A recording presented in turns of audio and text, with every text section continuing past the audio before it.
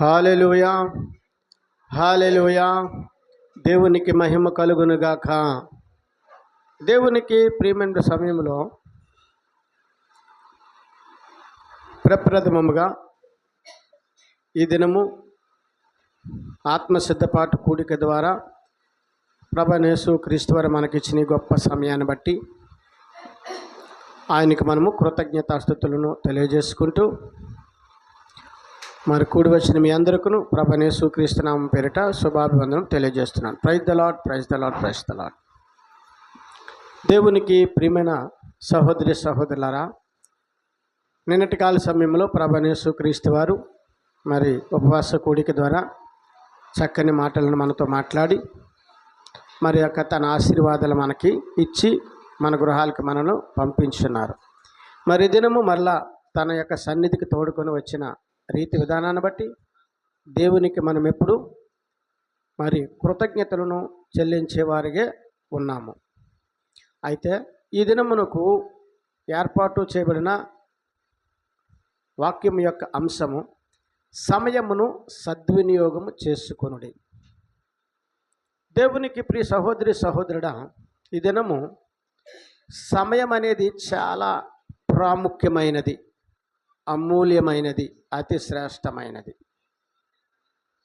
ఎందుకనగా సమయం అనేది ప్రతి ఒక్కరికి ఒకలాగానే ఇవ్వబడింది. అది రాజుకైనను, పేదకైనను, కూలివాడికైనను, దేవునికి ప్రియమైనరా, మరి ఒక పామరుడికైనను, ఒక రైతుకైనను, ఎవరికైనాను సమయము ఒకేలాగా ఇవ్వబడింది. ఒక దినములో 24 గంటలు, ఒకరికి హెచ్చు కానీ ఒకరికి తక్కువ కానీ లేదు. అయితే దేవుడిచ్చిన యొక్క అమూల్యమైన సమయమును బట్టి మనము ఆ సమయాన్ని ఏ విధముగా సద్వినియోగం చేసుకుంటున్నాము? ఈరోజు చాలామంది సమయాన్ని దుర్వినియోగం చేస్తున్నారు. సమయాన్ని వినియోగించుకోవడం లేదు. వ్యర్థమైన పనులతోనూ వ్యర్థమైన ఆలోచనలతోనూ జీవితాన్ని గడిపేస్తూ దేవుని వైపు చూస్తూ, దేవుడు మా జీవితాలను మార్చలేదు, దేవుడు మా బ్రతుకులను మార్చలేదు, దేవుడు మాకు సమయానుకూలమైన పరిస్థితులను మాకు దయచేయలేదని చాలామంది ఈరోజు బాధపడుతున్నారు. అవును, మరి దేవునికి మనం ఎలా సమయం ఇస్తున్నాము?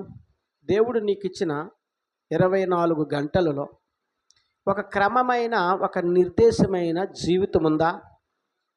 లేక సమయాన్ని వినియోగించుకోకుండా సమయాన్ని దుర్వినియోగం చేసుకుంటూ దేవుని మీద అపనిందలను వేస్తూ, మరి నీ వయస్సుకు తగ్గ ఉద్యోగం రానప్పుడు, నీ వయస్సుకు తగ్గ మరి ఆశీర్వాదము కలిగినప్పుడు, నీవు ఇరుకులతోనూ ఇబ్బందులతో జీవిస్తున్నప్పుడు మరి దేవుని మీద అపనిందలను వేస్తూ, దేవుడు నా జీవితంలో మేలులు చేయలేదని, దేవుడు నన్ను చూడలేదని, దేవుడు నన్ను పట్టించుకోలేదని ఈ దినం అనేక మంది బాధపడుతున్నారు, వేదన చెందుతున్నారు.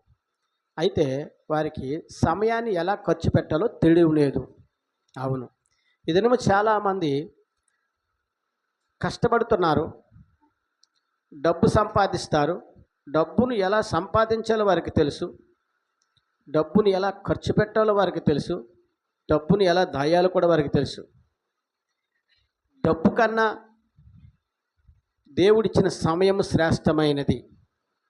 ఆ సమయాన్ని నీవు వినియోగించుకోగలిగితే ఆటోమేటిక్గా ఆశీర్వాదం అనేది, డబ్బు అనేది నీ దగ్గరికి వస్తుంది.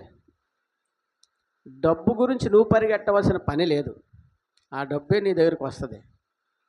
ఎప్పుడు? నువ్వు సమయాన్ని సద్వినియోగం చేసుకున్నప్పుడు. దేవునికి ప్రియమైన వాక్య భాగంలోనికి వెళదాం. ఎఫెసీయులకు రాసిన పత్రిక 5వ అధ్యాయము 15వ వచనము నుండి 16వ వచనం వరకు ధ్యానం చేద్దాం. దినములు చెడ్డవి గనుక మీరు సమయమును పోనీయక సద్వినియోగము చేసుకొనుచు అజ్ఞానుల వలె కాక జ్ఞానుల వలె నడుచుకొనున్నట్లు జాగ్రత్తగా చూచుకొనుడి. ప్రార్థన చేద్దాం. సకల ఆశీర్వచనములకు కారణభూతుడివైన మా యేసు ప్రభువ, నీ ఘనమైన నామానికి స్తుతులు స్తోత్రాలునైనా, నీ సుందరమైన నామానికి లెక్కలేని వందనాలు. ఈ రాత్రికాల సమయంలో ఈనాటి ఆత్మ సిద్ధపాటు కూడిక ద్వారా నీ నామాన్ని బట్టి స్తుతించాము, ఘనపరిచాము, ఆరాధించాము. అందుని బట్టి మీకు స్తుతులు స్తోత్రాలు తెలియజేసుకుంటున్నాము తండ్రి. ఈ సమయంలో ప్రభా దీనదాసుడును మీ దివ్యమైన దైవాకులు విత్తుటకును వెదజల్లుటకును సంసిద్ధమండిగా మీ సిలువ చాటు నన్ను మరుగుపరచండి. కూడి వచ్చి నీ ప్రియులందరినీ జ్ఞాపకం చేసుకునండి. వినగలిగే చెవులను, గ్రహించగలిగే హృదయాలను దయచేయండి. ఈనాటి యొక్క కూడికను ఆది నుండి అంతవరకు మీరు నడిపించి నాయకుడిగా ఉండి నడిపించండి, అధిపతిగా ఉండి ఆశీర్వదించండి. యేసుక్రీస్తు పరిశుద్ధమైన నామంలో అడిగి వేడుకొనుచున్నాను పరమ తండ్రి, ఆమెన్. హల్లెలూయా. దేవునికి ప్రియమైన వాక్యమును మరొకసారి నేను చదువుతున్నాను. ఎఫెసీయులకు రాసిన పత్రిక 5వ అధ్యాయము 15-16 వచనములు. దినములు చెడ్డవి గనుక మీరు సమయము పోనీయక సద్వినియోగం చేసుకొనుచు అజ్ఞానుల వలె కాక జ్ఞానుల వలె నడుచుకున్నట్టు జాగ్రత్తగా చూచుకొనుడి. వాక్యము ఈ దినాన్ని నీతో మాట్లాడుతుంది. దినములు చెడ్డవి అంటే చాలామంది దినములు చెడ్డవంటే మన పొరుగువారు మనకు హాని చేస్తారనో, లేకపోతే మన పరిస్థితులు మనకు అనుకూలించలేనప్పుడు మన జీవిత విధానం సరిగా సాగలేదని ఆలోచిస్తూ ఉంటారు. కానీ ఇక్కడ లేఖనాలు చెప్తున్నది ఏంటంటే దినములు చెడ్డవనగా నీ ఆయుస్సు దినముకు తరిగిపోతుందని గమనించు. దేవునికి ప్రియమైన దేవుడు మనకిచ్చిన ఆయుస్సు 70 సంవత్సరములు. అధిక ఆయుస్సు అయితే ఆయాసము దుఃఖమే. ఆ 10 సంవత్సరాలు లెక్క మనకు అవసరం లేదు. కానీ దేవుడు ఒక మనిషికి ఇచ్చే ఆయుస్సు 70 సంవత్సరాలండి. ఈ 70 సంవత్సరాలలో ఎన్నెన్ని సంవత్సరాలు దేనికి ఖర్చు పెడుతున్నావో జ్ఞానులైన వారు, నిపుణులైన వారు లెక్కలు కట్టారు. ఆ లెక్కల ప్రకారంగా నీ ఆయుస్సు రోజుకు ఎలా అంతరించిపోతుందో, నీ సమయం ఎలా గడిచిపోతుందో నీకు తెలియడం లేదు. కానీ ఈరోజు దేవుని బిడ్డలైన వారు, మరి వెలుపటి ఉన్నవారు కూడా సమయం విలువను గుర్తించట్లేదు. సమయాన్ని చాలా దుర్వినియోగపరిచేస్తున్నారు. గనుక దేవునికి ప్రియమైన ఈ దినము ప్రభువైన యేసుక్రీస్తు వారు నీకు సమయము చాలా విలువైనదని, ఆ సమయము నువ్వేం చేయాలట, నీ సమయాన్ని నువ్వు లెక్కించాలంటాడు ఆయన. కీర్తనల గ్రంథము 90వ అధ్యాయము 12వ వచనం చదవండి. నాకు జ్ఞాన హృదయము కలుగునట్లుగా చేయము, నా దినము లెక్కించుటకు నాకు నేర్పము. హల్లెలూయా.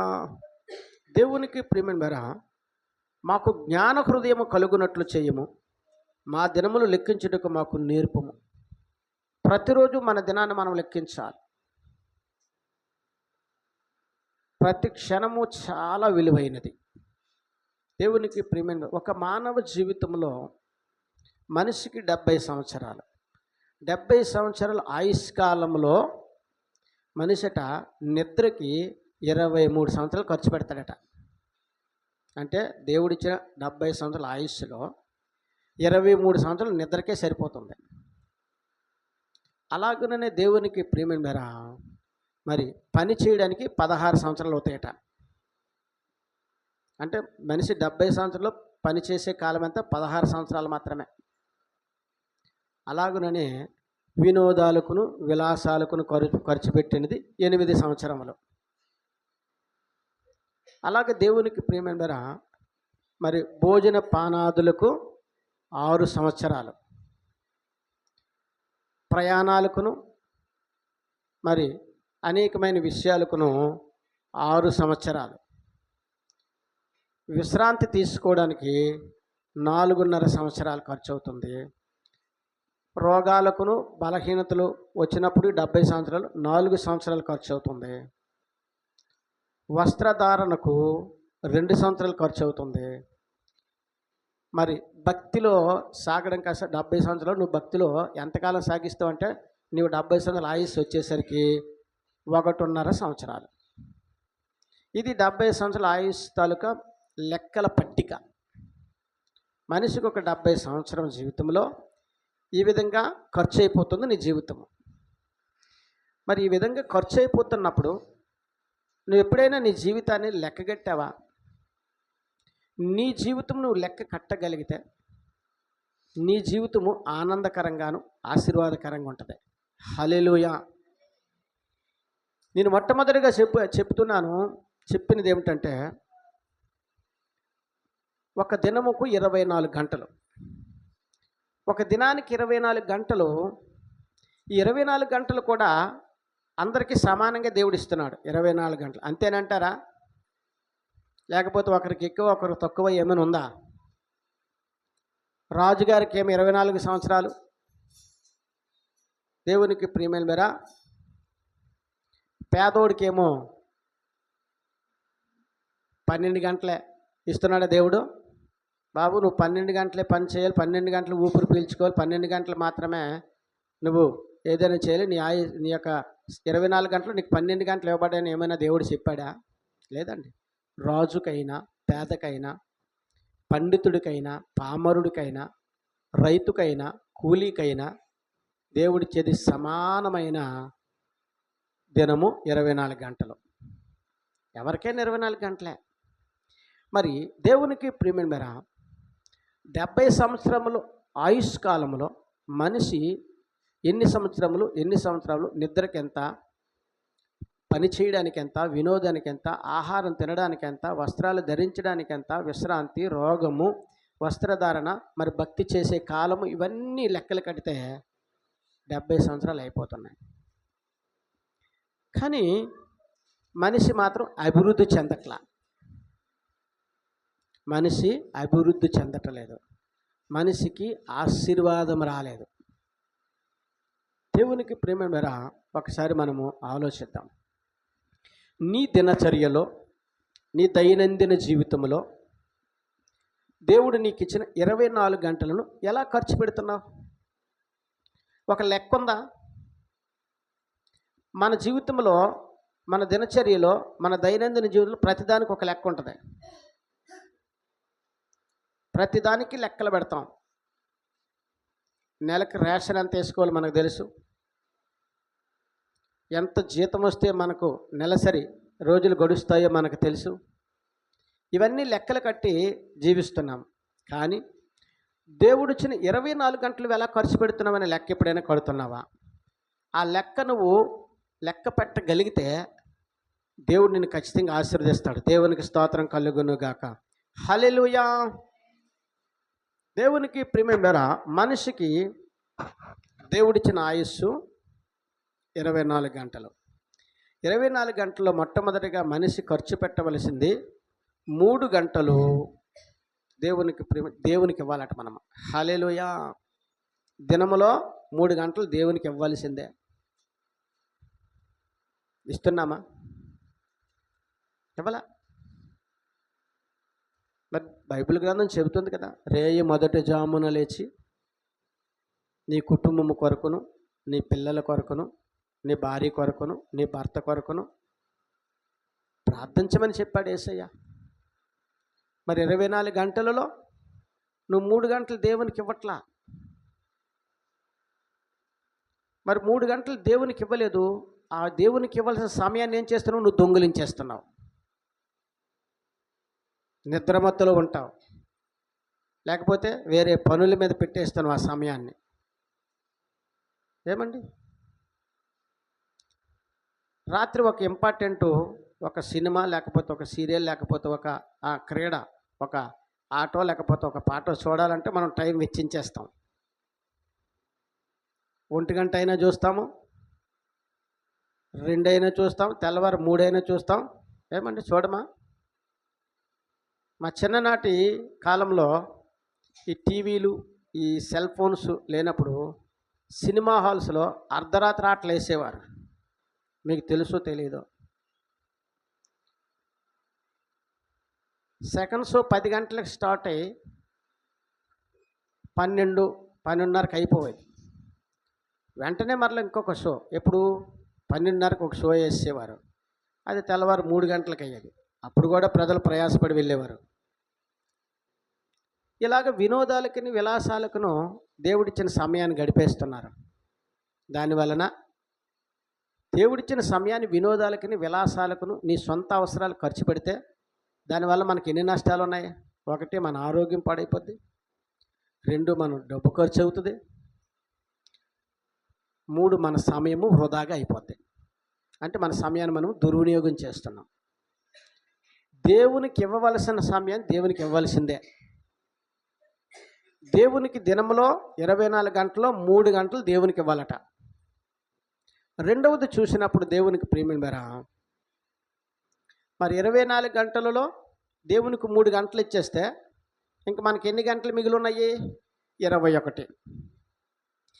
21లో దేవునికి ప్రియమైన ఉద్యోగానికి ఎన్ని గంటలు ఇవ్వాలి మనము?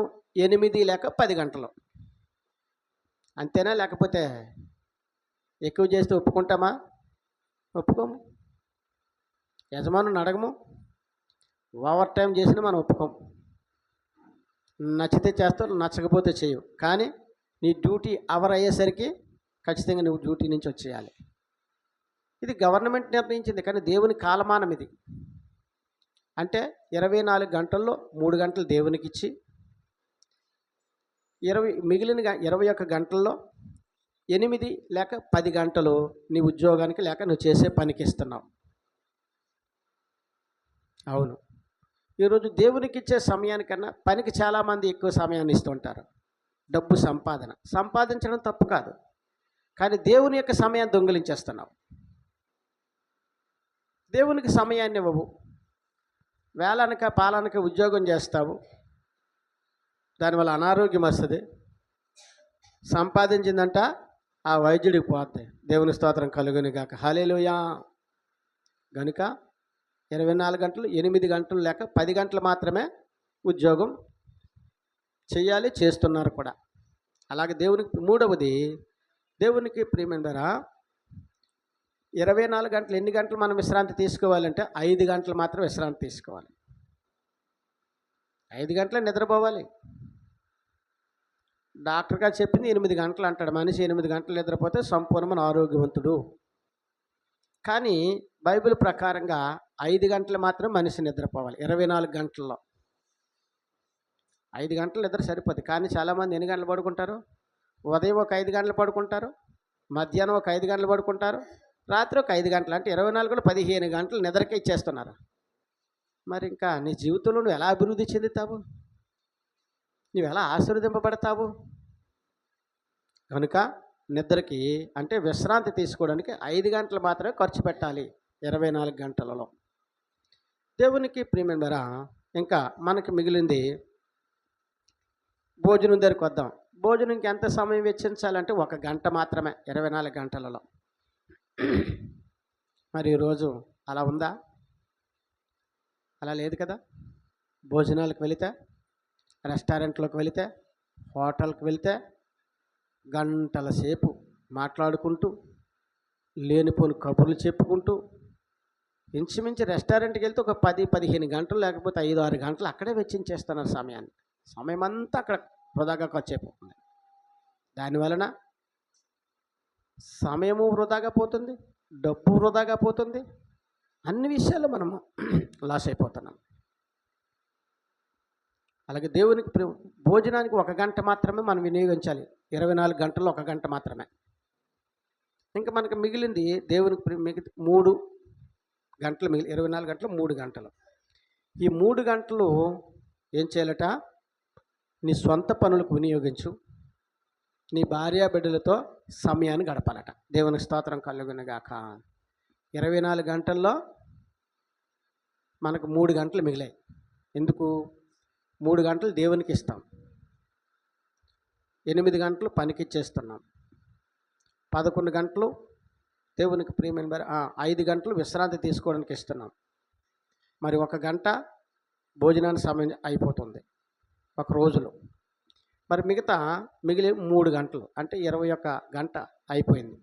3 గంటలు మిగిలాయి. ఈ 3 గంటల్లో ఏం చేయాలట? ఈ 3 గంటల్లోనే నీ సొంత విషయాల గురించి ఖర్చు పెట్టాలి. తర్వాత నీ భార్య బిడ్డలతో గడపాలి. ఈరోజు అలా లేదు కదా. సొంత విషయాలు పట్టించుకోలేని వారు ఉన్నారు, ఈ ఇంటిని పట్టించుకోలేని వారు ఉన్నారు, పిల్లలను పట్టించుకోలేని వారు ఉన్నారు.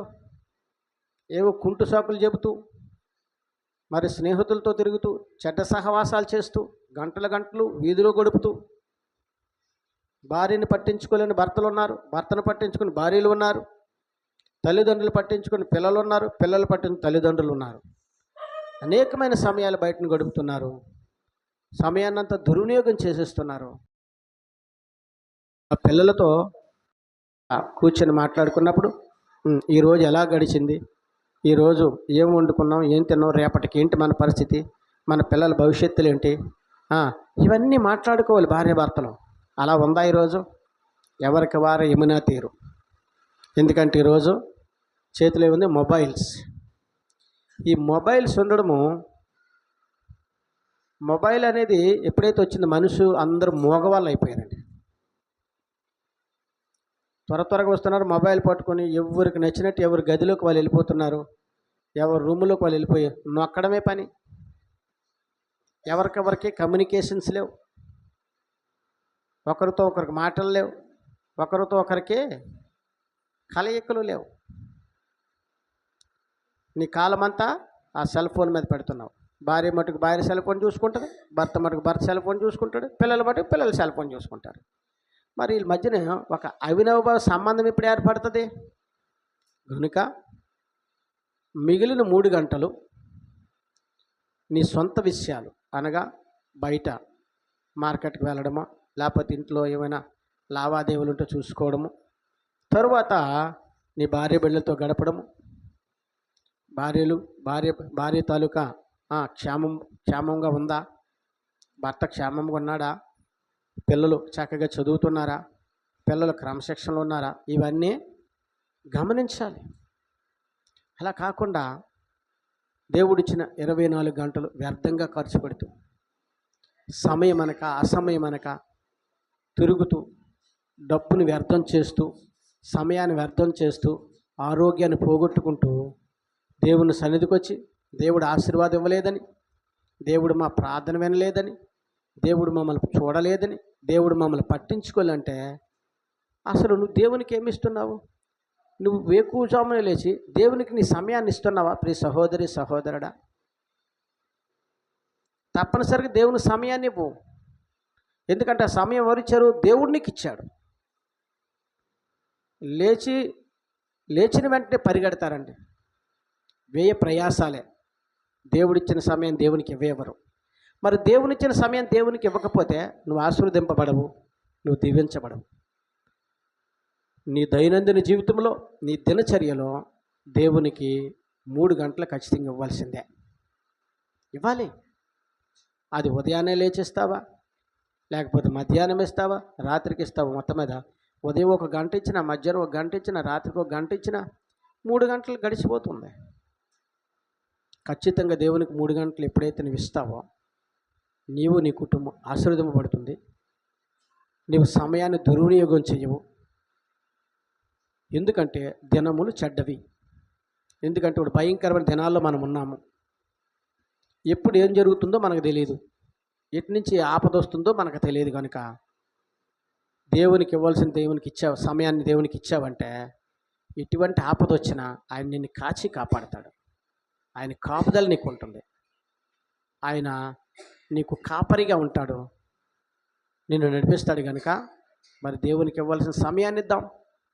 24 గంటలు ఎలా ఖర్చు పెట్టాలో దేవుడు మనకు చెప్పాడు. కనుక ఆ 24 గంటలు అలా ఖర్చు పెడితే ఖచ్చితంగా మనము దేవుని పొందుకుంటాము, ఆశీర్వదింపబడతాము. పరిశుద్ధాత్మ దేవుడు ఇచ్చిన మాటలు దీవించి ఆశీర్వించును గాక. ఆమెన్. ప్రార్థన చేద్దాం. సకల ఆశీర్వచనములకు కారణభూతుడివైన యేసు ప్రభువా, నీ ఘనమైన నామానికి స్తుతులు స్తోత్రాలునైనా, నీ సుందరమైన నామానికి లెక్కలేని వందనాలు. ఈ రాత్రికాల సమయంలో ఈనాటి ఆత్మ సిద్ధపాటు కూడిక ద్వారా నీ నాన్న బట్టి స్తుతించాము, అందరి బట్టి వందనాలు. ఈ సమయంలో నీవు మాతో మాట్లాడావు ప్రభా. నీ మాటలు జీవపోటలు, నాని విత్తన వాక 30 60 100 పంటకొని సహాయం దాయిచాడు. రాతి నేలల్లో ముండ్ల కంచెలు త్రోవ పక్కన పడకుండా సారవంతం నేలపడి బలముగా నాటుకొని ఫలభరితముగా ఫలించుటకు సహాయమును దయచేసి మహిమ ఘనత ప్రభావం మీరే పొందుతారు. యేసుక్రీస్తు పరిశుద్ధమైన నామమున అడిగి వేడుకొంచున్నాను పరమ తండ్రి, ఆమెన్. ప్రియ సహోదరి సహోదరుడా, ఈ లైవ్ను చూస్తున్నా నీవు ఈ ఛానల్ను లైక్ చేసి సబ్స్క్రైబ్ చేయవలసిందిగా దేవుని మనం చేస్తున్నాం. Praise the lord, God bless you. Okay.